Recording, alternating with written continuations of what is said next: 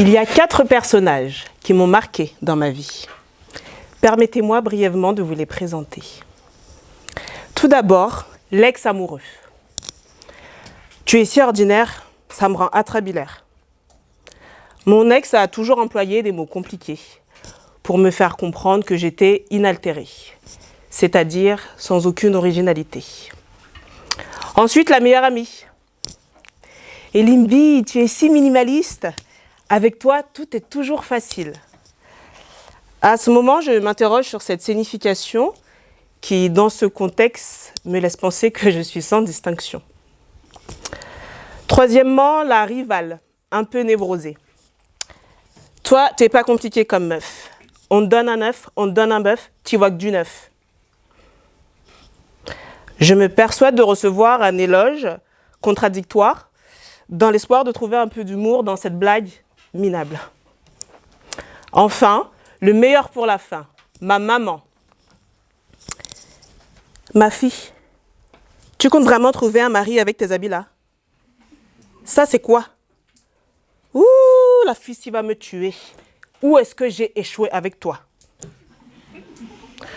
Aucune condescendance. L'éducation en Afrique, c'est forger la résilience. Ça vous fait rire? Moi, ça m'a fait souffrir. De toute mon enfance, je n'ai jamais reçu parole valorisante à l'égard de ma personnalité jugée insignifiante. Pour cause, mes goûts, mes attraits, mes envies sont les plus simples du monde. Par monde, je m'évalue réellement à l'échelle mondiale, en comparaison avec ce que les femmes de mon âge ont l'habitude de faire pour être à la page. Je n'ai jamais su plaire à la majorité parlementaire.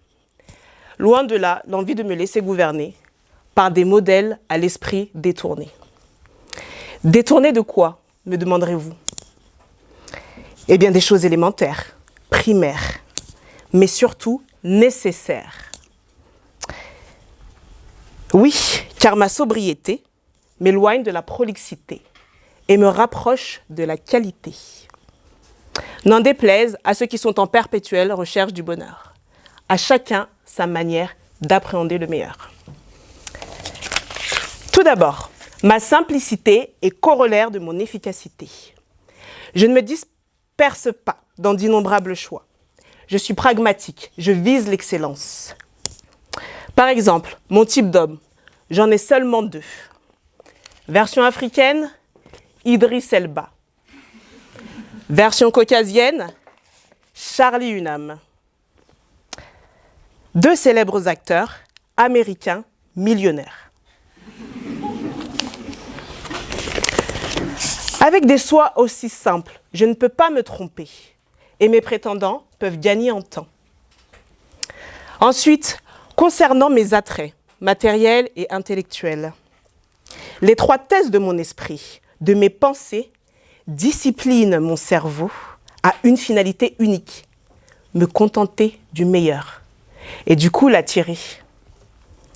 La théorie d'Oscar Wilde, auteur du sujet qui me tient devant vous ce soir, se fonde indirectement sur la théorie de la loi de l'attraction. On attire ce qu'on reflète par nos pensées et nos actions. Je crois profondément au pouvoir sur nos vies de limiter nos idées au seul résultat d'en tirer le meilleur. Vous voyez donc que le minimalisme et le maximalisme, qui sont pour autant des mouvements antonymes, illustrent que tout individu peut revêtir 2 qualités contraires, être minimaliste et être maximaliste. J'en suis la preuve. J'ai les goûts les plus simples du monde et je me contente du meilleur. Parfois, je l'admets, considéré un peu à l'extrême. Outre l'humour de mes propos, est-ce que vous voyez la pertinence de mon raisonnement?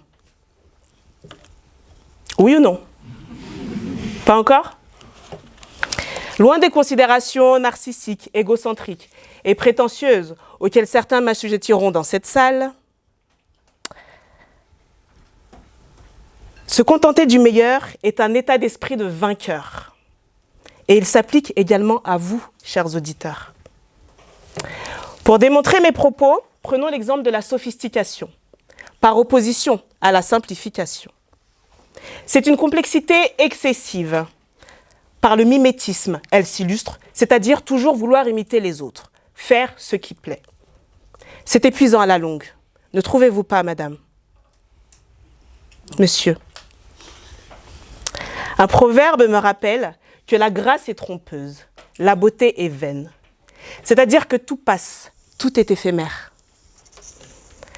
Ainsi, cher auditoire, par le contentement, vous perfectionnez votre humilité et pérennisez votre joie. Mais surtout, vous développez votre confiance en vous, car vous êtes maître de vos propres choix, qu'il n'en déplaise à ceux qui vous délaissent. Comme l'a dit mon concurrent Paul Chémarin, la semaine dernière, en phase numéro 1, le bonheur se trouve dans les choses simples. L'absence de comparatif restreint le champ de mes possibilités. Vous rend crédule, certes, mais vous donne des goûts simples. Se contenter du meilleur rend humble, car vos envies deviennent beaucoup plus sommaires et moins difficiles. Par le poids de l'attraction que j'ai évoqué précédemment, vous attirez la quintessence naturellement et aisément. Et surtout, vous la subirez. Prenons des cas concrets de votre vie, par exemple. Projetons-nous dans la création de votre entreprise, monsieur. L'acquisition d'un patrimoine immobilier pour les plus jeunes actifs. Votre actuel ou futur mode de vie, chers collègues étudiants. Dans n'importe quel domaine de votre vie qui vous est cher, comme moi, soyez pragmatique et bornez-vous à ce qu'il y a de supérieur.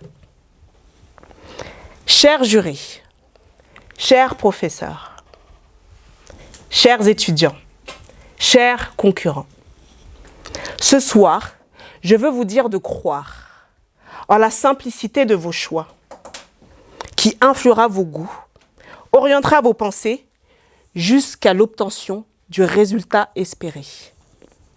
La patience est une vertu. La foi, la ferme assurance des choses qu'on espère. J'ai compris cette théorie que j'applique maintenant dans ma vie. J'ai les goûts les plus simples du monde et je me contente du meilleur. J'espère également vous avoir convaincu à opter pour un air triomphateur. Je vous remercie pour votre écoute.